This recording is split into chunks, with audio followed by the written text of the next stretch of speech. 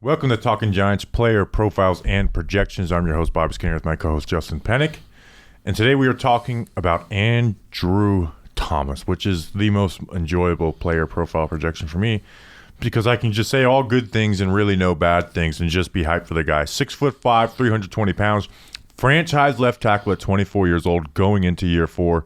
Signed a 5-year, $117.5 million contract with $67 million guaranteed. Most for an offensive lineman of all time for guaranteed money. Was an all-pro left tackle in 2022. Justin, we have our best player locked up for 7 years, and that's an amazing feeling for the Giants, their quarterback, and their fans.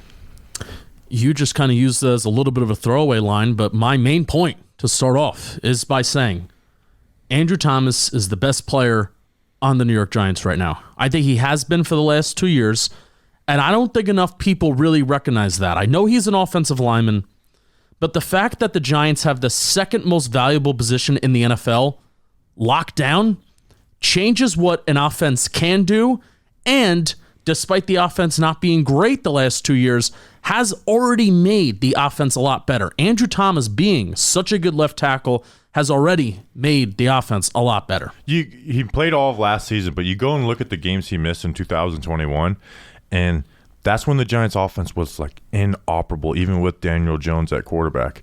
That I remember that first Cowboys game where they put Nate Solder left tackle and just getting abused, and then he missed the other 4 games when he went on IR, and they just could not do things. I mean, remember they were just rolling Daniel Jones out play after play versus Carolina. They just weren't able to do things that with him they are allowed to do. And if you look at Daniel Jones' success in the NFL, to me, and I've been saying this since that beginning of 2021, it is most correlated to Andrew Thomas more than anything. Yeah. Because if you had a bad left tackle, I don't care how good the coaching is, it would not have mattered.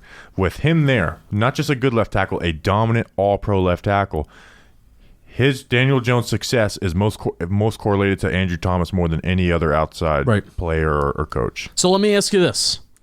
What is Thomas doing that has made him so successful? How has he grown as a player? And also, I want to add this little tidbit and nugget in there too, if you want to touch on it. Is what Thomas is doing and how he's operating, like technique-wise, different from what you see other tackles in the NFL doing? Or, I know you watch the college game a lot more, what other tackles are being taught in the college game? It is different than what you're being taught, growing up in the game. But what it's similar to is what the best tackles in the game are doing, what the Lane Johnsons, what the Larry Tunzels are doing, because those guys can. And what it starts with is, I want to go through numbers and stuff, but what it starts with is he is confident enough in his speed, his foot speed, and his strength to where he can invite players to bull rush him. He can invite, hey, try and go inside on me because my feet are fast and I'm going to close that off for you. And it was something funny, as a rookie, he overpunched, right? He would lunge, he'd get his shoulders over his knees. And then now when you watch him, his hands come from wide and late, right? What if I called them for years? Like cymbal hands. The high school cymbals. And they come wide and late, and it's the circle technique that Andrew Thomas uses. And it's very different from your conventionally taught to punch, and we were talking to somebody recently about like Pat Flaherty. Pat Flaherty would teach you to punch and deliver a shock. And Andrew Thomas, that is the opposite of what he does. He has the two, like most coaches teach the two-handed punch, where Thomas does punch with 2 hands, but where Thomas does not want to let pass rushers use his own hands against him, which when you punch, that's when guys are going to swipe at you. They're going to try and work you inside, and they're going to try to get you off balance. Where Thomas has the strength and the speed to allow guys to try and get into his chest, but he also still punches, right? Where he shows that hand, he takes it away, and then he punches. Now, it's not the perfect placement that you want on a punch, but with what he's able to do, it's really a beautiful thing. But it all starts with the foot speed, though. Yeah. If you don't have the foot speed or the strength that he does, the circle punch isn't going to do you a whole lot of good. Where he fires out of his stance, just quick out of his stance, and then the foot speed to mirror any type of move you get, and then the strength to handle most power. Yeah, and I think even just going back to his draft evaluation and why I liked him the most, and why I think you liked him the most too, is just for how athletic he is. He was never now he's pretty close to perfect, but even coming out of Georgia, wasn't like the perfect polished tackle prospect. A lot but of flaws. He always had that athleticism, and that is what is making him elite right now. And I go back to that. There's a clip that I have from that Seahawks game. I constantly go back to this clip. Saquon had a rushing touchdown where Thomas starts with the double team, going with the guard, hits that defensive lineman, and then blocks the linebacker, moves up to that secondary level. When he moves up to that secondary level, it looks like he's literally levitating, and it's just moves right to that secondary level. So fast, so explosive, so effective, and that's in the running game, but his athleticism really just show off the most when he's pass blocking. Yeah, and again, it's just he gets out of his stance, and he even did a video of this with Sean O'Hara the other day where he's getting first step, second step, and then that third step, he's kind of reading what the pass rusher is doing. If he's going to show someone an inside move, he'll kind of stay where he's at. But most of the time, they're going to try and work the corner versus Andrew Thomas. And you're not going to. And he's going to get to that third step. He's going to, not let you use his hands against him. And then once he's engaged, it's over. Like once he's engaged with you, it's truly over. He's going to mirror you. Strength, yeah. He has the foot speed to wash you around the corner or stonewall you before you can even get around the corner at 10 or 11 yards. Last year, he gave up 3 sacks, which was actually more than the year before. But he played more, right? Yeah, he had 100 more pass blocking snaps, 3 hits and 15 pressures in 2023. So, including 15 pressures, right? Which you can still get big touchdowns. You can still have really good plays. And PFF, and this is via PFF, right? Yes. Yeah. So, quarter sacks and hits, but essentially something not good happens with Andrew Thomas once every 30 pass blocking snaps. That's more than a game. Yeah. The Giants aren't throwing the ball 30 more times a game. That's less than one time per game where something bad happened with Andrew Thomas last year. And again, 15 out of the 21 bad things were not – your quarterback wasn't getting touched. Yeah. So 6 times in 17 games, his quarterback got touched because of him. And 3 of those happened – with the flu versus freaking Micah Parsons, who's he got the flu and he was playing against the top 2 pass rusher in the NFL in Micah Parsons, which I cannot wait for that week 1 matchup to see those 2 guys go at it. I think that's going to be must-watch TV, especially for the nation. To see Andrew Thomas versus Micah Parsons. I know both those guys are ready for that battle. As a pass blocker, he's been like that since the end of his rookie year. Right, but the Giants aren't winning, shutting out. And he got all pro last year, but 2021 he was an elite pass blocker. Yeah. Top of the NFL, top 5 left tackle in pass blocking. Now, that year the run game wasn't as good, dealing with an ankle injury. This past year the run game to me improved a lot. Now he's not a dominating force in the run game. You don't see these Trent Williams type reps. And you talked about that in 2020 where was he you said a dominant force? Was he a dominant force in the run game in 2020? Yeah, and then what he did is he sacrifices some push to be balanced and sustain blocks better, because he fires off with good knee bend and posture with no lean. Yeah. Where his rookie year he would put some lean on some guys and move earth, and I actually would almost like to see him lean a little more, maybe not on those those single blocks on the outside, but like I said, he comes off good knee bend. Good posture, no lean into that game. And again, it's not going to drive guys out of the world, but he sustains those blocks, right? And then when you put him in the move type blocks, whether it's wide zone and reaching a linebacker or a defensive lineman a gap down, he fires out, he gets to his spot, and he flips his hips. And they've been using him as a puller a lot. Think back to the Vikings game, right? Yeah, they've been using him as a puller a lot, and it's led to some of the big Saquon runs have been Andrew Thomas getting out on the edge and washing guys towards the sideline. And this past year was the first time that I really felt they utilize that kind of stuff, and Andrew Thomas leading the way on a lot of those big runs. That was a key happening. And you still see the really dominant plays in the run game too when they are working combos to the linebacker, when he is working on a down block where he'll just wash a guy out. So you still see some of that once he gets to that block and sustains it. He will put some lean on guys, but when they put him in those single blocks, out of shotgun 2-point stance, he's not He's not doing what Trent Williams or Mekhi Becton did as a rookie, where he's just moving guys, 3 gaps down or out towards the numbers, where he's just kind of getting on those blocks, he's sustaining them, not letting the player get off him, and just doing his job and doing it well. Right. Can I give a projection for Andrew Thomas? Like, you challenged Andrew Thomas last year to be more of a mauler in the run game and start, get back to those kind of 2020 trends of you like dominating the run game. And, he didn't necessarily be like a mauler and be like a Trent Williams, Mekhi Becton, drive guys down the field, but he was fantastic as a run blocker last year. So that was like your challenge to AT last year. I'm going to give my challenge to AT. Next step for Andrew Thomas. There were 7 games, and this is with true pass sets, Bobby. 7 games where he did not allow a pressure. None of those games were against NFC East teams. I want to see some zeros with pressures, hits, sacks.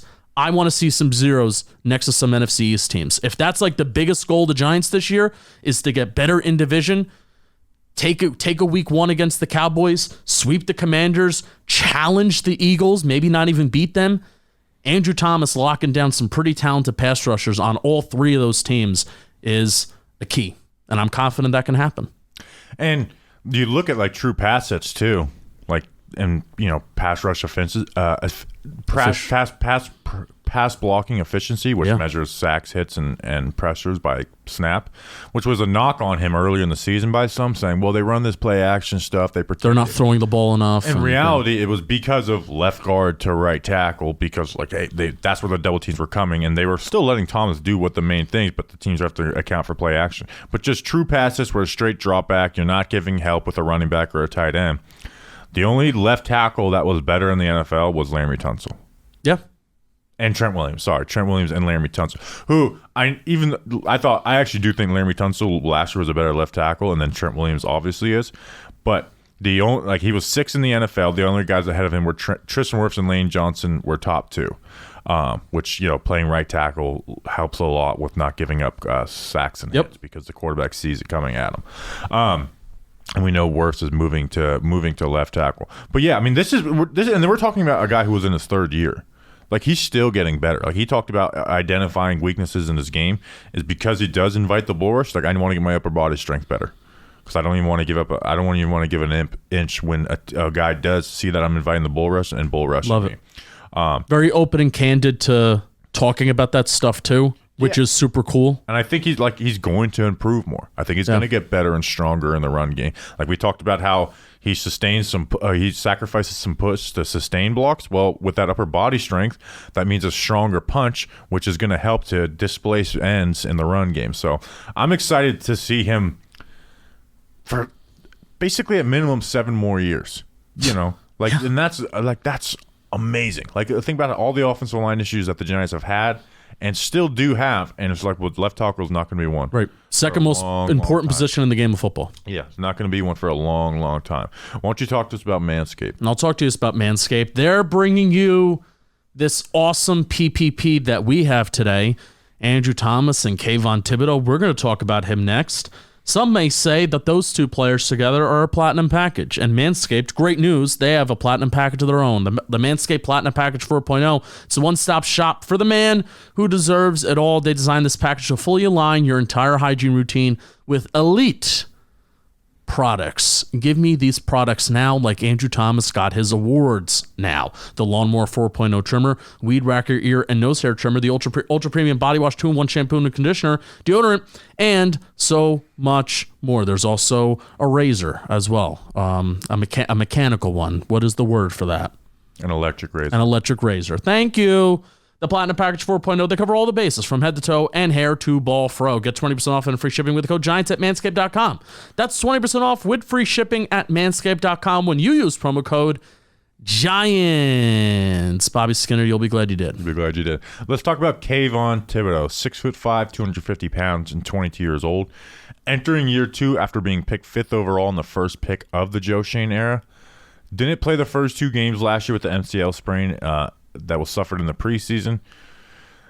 Justin, Kayvon had a streaky season in general. Yeah. Like he had 2 game-changing strip sacks versus the Ravens and the Commanders, but he also had games where he was just totally shut out of, and that's the challenge for Kayvon this year, number 2. Like I don't think we need to have full-on expectations of like best top pass rusher in the league.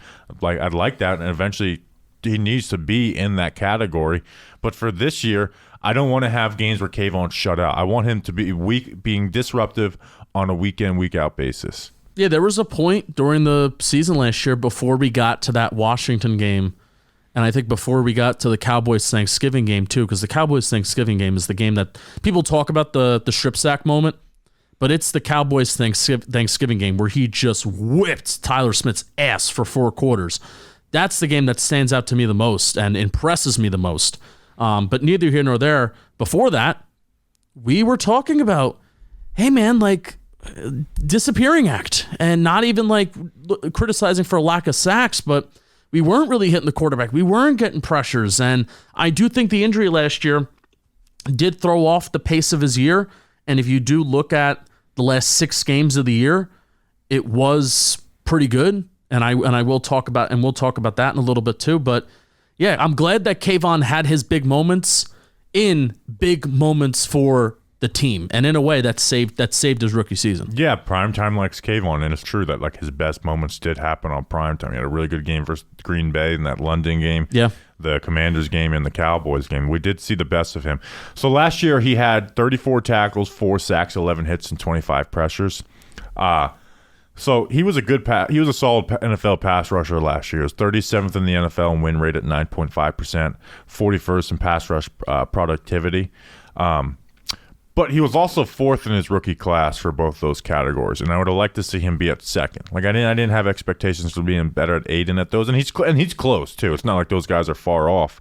But I wanted to see him be 2nd in the class after Aiden. Justin, as a player, he's got the speed and get off to really test and pressure offensive tackles. So that's obviously a prerequisite that you need. To me, I think he's got to put it all together and be a little less segmented versus better offensive tackles. Like he's good using hand fight versus offensive tackles with bad hands and usage, right? Like he's good. Like, hey, we talked about with Thomas about guys using their hands against him. With those guys that put their punch out and maybe don't time it perfectly, he's good at getting those hands off him and getting around the corner. And guys who overset, he's good at working outside in a lot. But I think there's so much more to be put there together for Kayvon to hit the ceiling that he has.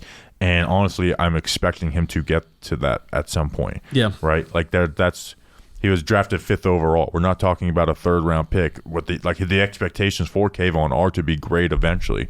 But this year I'm not asking for greatness out of Kayvon. I'm asking for him to be disruptive on a week-in, week-out basis. Yeah, and last year Kayvon Thibodeaux had 2 of the fastest sacks in the NFL. I believe one of them was the Washington home game where he came in as it was an untouched sack. Yes. But the other one, and week 15 was the Sunday Night Football game, correct? Yeah, and that was getting hands off, swiping hands off, bending the corner, getting around the corner. And 2.5 seconds. That was a legit pass rush move where it was a 1v1.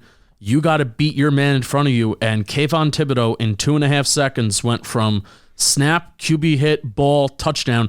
Like those are the plays that you look at Kayvon Thibodeaux and be like, yeah, man, like this is what you can do. You looked at that Dallas game where again, I made the compilation of all the plays where he just kicked ass. And it's like a minute and a half, a 2-minute video of Kayvon Thibodeaux doing what he does. And that was the best game that he had all season, those 2 games. And he flashed it and he showed it. And that's what I kind of just have there for like expectations for Kayvon this year. I need him to win more. I need him to win, make plays, get sacks, have an impact on the game. Where even if we're looking at his end of season line, and we're like, oh, we're not thrilled with 10 sacks, 25 plus QB hits. At least if we're looking back on the season, like Kayvon Thibodeaux had an impact on a win in this game, I will take that. Yeah, and you see, like you mentioned that commander sack. We're not expecting, hey, every game you have a sack have a sack in 2.5 seconds. You know what you should have? You should have wins like that. Yes. A few times in every single game. like I said, not and the Wink Martindale system, I'm not expecting 10 sacks from him. No one's done it in a Wink Martindale system. Matthew Judon, who's like, one of the best sack getters in the NFL, never got it in Wink Martindale's system. So that's what I want to see. So like I want him I want to see him bend the edge a little more. Yeah. Right? Because there's times where he gets to the corner, but he doesn't finish. I want to see him bend the edge more. Hasn't done a lot in camp. He loves to do the outside in rip, right? And that's where he kicked Tyler Smith's ass in that Thanksgiving He's been doing that a lot in camp. But here's the thing, is tackles are essentially allowed to hold against that move, which is a crazy rule when you look at it. What I want to see him do is when he gets a tackle to overset and he works inside, not go use the rip, attack the inside shoulder, use your strength, get on that inside shoulder. Don't allow him to hold you, because if you do this rip move through, they're able to like kind of stick with you on that and hold you. Where if you win that battle, which he does, you saw it in a 1-on-1 versus Penei Sewell, but Penei Sewell rebounded well, recovered. Is what those tackles are taught to do when you get that outside inside move is to punch with that inside hand. Well, guess what? Beat them to the punch to that. Go after that hand, and I know Kayvon has all the ability in the world to do it. I've seen him do it. Attack that hand, that arm, attack that inside shoulder, and get those guys off balance. And I think if he starts to do that, then we have a deadly pass rusher on our hand, because we know he's got the speed to work hands and do that more consistently. I fully expect that. But if he knows when to work outside in and to not just go for that rip move, but to actually use these guys' hands against him, that's where we can get a killer on our hands as a pass rusher. Yeah, so we did talk about how there were some games last year where, this was towards the middle stretch where Kayvon did a little bit of a disappearing act, but his final 6 games of the year, this includes the Dallas game, where there was a lot of pressures and there was a lot of QB hits. But even after that Dallas game, there was some good stuff in there with some pressure, some QB hits, and sacks. So including the Dallas game, Kayvon's final 6 games of the year, 11 of his 18 pressures came in those games. 8 of his 11 QB hits came in those games. 3 of his 4 sacks came in those 6 games. All came in the final 6 games. I'm not let's just say, if Kayvon's first 6 games of the year is a stat line of 11 pressures, 8 QB hits, and 3 sacks, I'm not thrilled with the advanced numbers, but I'm also not pissed off. Through what? How many games? If Kayvon through the first 6 games of this year finishes how he finished last year, 11 pressures, 8 QB hits, and 3 sacks, I'm not thrilled with those advanced numbers, but I'm also not pissed off. No, that's good. And again, he built, like you said, he got better throughout the season. Build on that.